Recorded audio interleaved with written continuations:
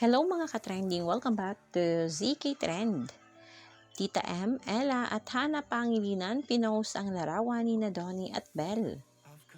LDR ngayon si Donnie at Belle. Si Donnie di nakasama sa Vancouver dahil busy ito sa taping ng series niyang Roja. Habang si Belle naman ay nasa Vancouver ngayon dahil first time niya itong napuntahan ng Vancouver for the gala kaagad ito. Maraming mga taga-suporta nga ng Don Bell ang sobrang na-miss na ang dalawa.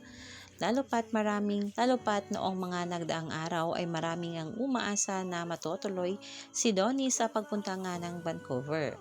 Ngunit dahil sa puspusan na ang taping ng series niyang Roja, di nga ito pwedeng makapunta dahil sa conflict ng schedule nito.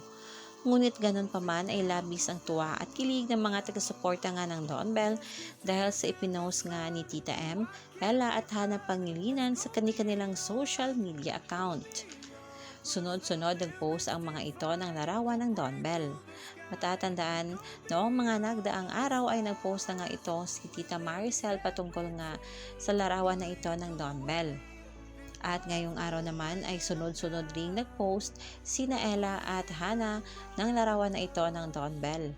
Marami syempre ang mga bula ang natuwa dahil dito. Maraming nagsasabi na tila ba pahiwatig ito ng Pangilinan family na Don Bell lang at si Belle lang kay Donnie. Tapang na masyado nila. Kulang na lang talaga ang pag-amin ni Donnie at Belle.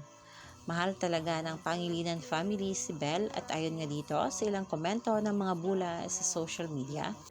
Nauna si Mother, ngayon naman mga sister-in-law. #DonBellSmartFam. Ayon pa dito, first his mother, now his sisters. Love and support all around. LDR daw sila kaya sila muna magbibigay ng ayuda natin. Kayo mga ka-trending, anong opinion nyo at reaction nyo tungkol dito? I-comment na. Hanggang dito na lang. Maraming salamat sa inyong patuloy na panonood.